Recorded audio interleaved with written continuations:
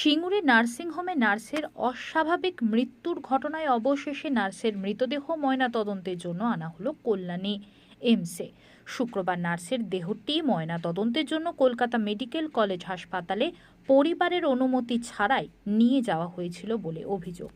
নার্সের পরিবারের দাবি মেনে অবশেষে কল্যাণী এমসে আনা হলো নার্সের মৃতদেহটি। ইতিমধ্যে মৃত নার্সের পরিবার যে কোনো কেন্দ্রীয় হাসপাতালে মেয়ের মৃতদেহের ময়নাতদন্ত দাবি করে আসছিল। পরিবারের ডাকে সাড়া দিয়েই অবশেষে কল্যাণী এমসে আনা হলো নার্সের মৃতদেহটি।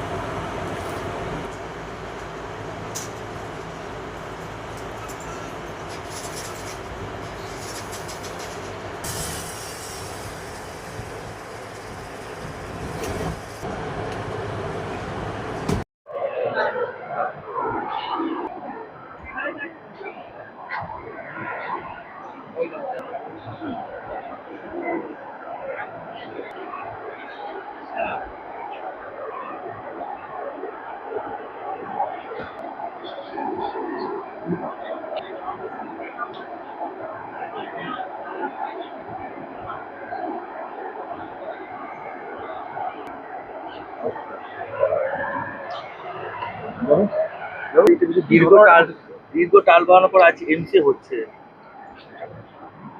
মধ্যে গ্রেপ্তার হয়েছে যে যে মালিক। বলছেতে গ্রেপ্তার হয়েছে। হ্যাঁ হ্যাঁ, বলের তো কি বুঝতে হ্যাঁ বলের তো গ্রেপ্তার হয়েছে। কি চাইছেন মানে তদন্ত কি রাজ্য পুলিশের হাতে চাকরি চলবে না সিবিআই তদন্ত চাইছে? সিবিআই তদন্ত সিবিআই তদন্ত চাইছে, কিন্তু তারা তো কথা হচ্ছে। হ্যাঁ, মিস্টার দীপেশের সাথে কবে লাস্ট কথা হয়েছে? মঙ্গলবার। বৃহস্পতিবার সন্ধ্যেবেলা? মঙ্গলবার কথা হয়েছে। মঙ্গলবার কথা হয়েছে। কোনো সমস্যা কিছু বলেন? কিচ্ছু বলেনি, আর মেয়ে হেসে হেসে কথা বলেছে। ছোট থেকেই পড়াশোনায় প্রচুর পড়াশোনা প্রচুর ভালো। মেয়ে বিয়ে কমপ্লিট করলো, তারপরে না বিয়ের কথা বললে পরে মা এখন বিয়ে করবো না, বিয়ে করলে আমি তোমাকে বলবো। কি মনে করছেন কি কারণে এরকম হতে পারে? কোথাও কি কিছু জেনে ফেলেছিল নার্সিংয়ের বিষয়ে? মনে হচ্ছে হ্যাঁ, ও মিথ্যা কথাকে সহ্য করতে পারে না, একদম মিথ্যাটার সাথে অন্যায় সহ্য করতে পারে না। কোথাও কি অভয়ের মতোই আপনার মেয়ের সাথে এরকম একটা কোনো ঘটনা হয়েছিল মনে করছেন? মনে ওর অন্যায় কথাটাকে মিথ্যা কথাকে সহ্য করতে পারে না।